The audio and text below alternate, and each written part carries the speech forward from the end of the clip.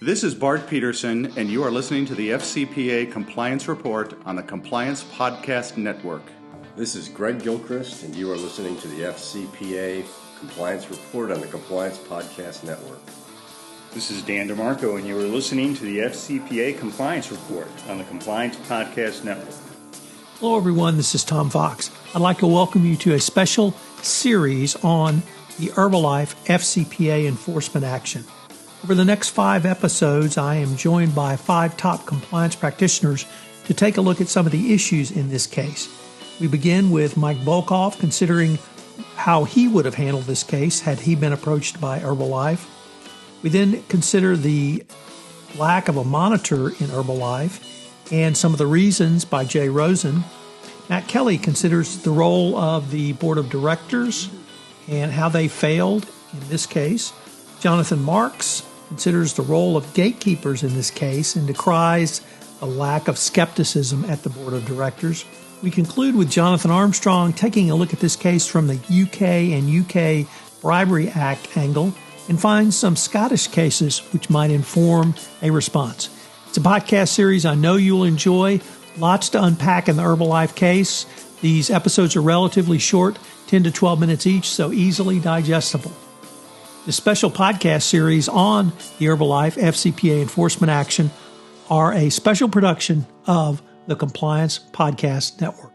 Matt Kelly, you have written about this, and you and I were able to do a podcast on it, but what really struck you as the 2 or 3 key elements in this case? I was most intrigued by the details in the SEC's settlement order about how internal audit at Herbalife was at a high level at first glance on the surface. It looked like internal audit and the audit committee of Herbalife's board were doing everything right.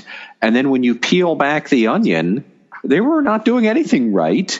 So I'm just shocked at how much you can have the window dressing in place and still have terrible corporate governance in practice and in substance. So, for example, I'll just walk through this again. One of the big issues with the SEC's order was the fraudulent spending by one Mary Yang, who was the director of external affairs for Herbalife China. And she is now under personal indictment, I think, out of the District of New York for her FCPA misconduct and those charges against her. But okay, senior executive in China has to get government licenses. We all know that person is going to be a high risk. And of course, we're all taking a risk-based approach. So internal audit at Herbalife, they did that. They zeroed right in on her expenses, and they performed an audit on her travel, entertainment, and meals expenses in 2012. They looked at her expenses for the first half of the year, which were way out of proportion to anything that would be normal, where she was racking up, I think it was 239 meals expensed over the course of 184 days, which, if you do the math, means that she was eating out 1 meal every day, every single day, twice on weekends for 6 months, where on average she was racking up $3,200 per meal, with 17 other guests per meal. So they were all spending $180 per person per meal every day, twice on the weekends. And the audit department had all of that. And the audit department, of course, because they are best practices, they answered right into the audit committee, which got these internal audit reports. So, okay, so far, everything on the surface looks great. And then nothing, no further action.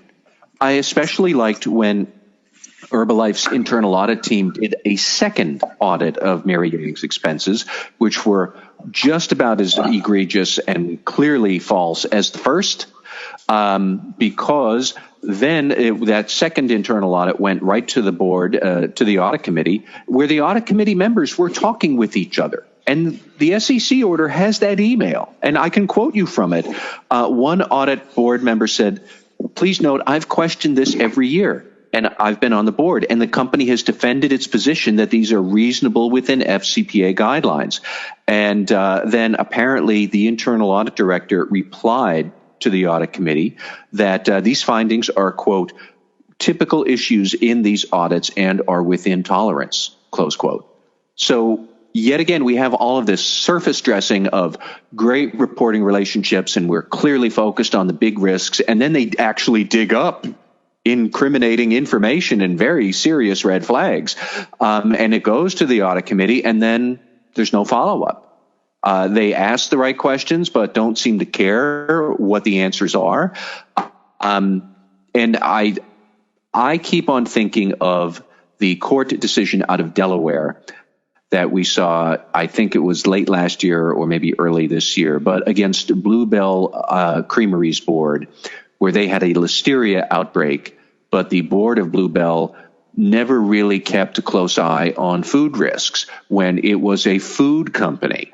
So the Delaware court ruled that no, the directors were not fulfilling their oversight duties because they were just sitting around waiting to be spoon-fed, no pun intended, this information about food risks at Bluebell.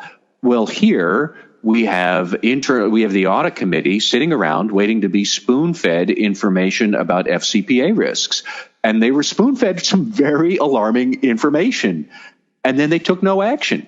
And that went on for far too long. And finally, Herbalife's internal FCPA issues blew up into the mess that it is.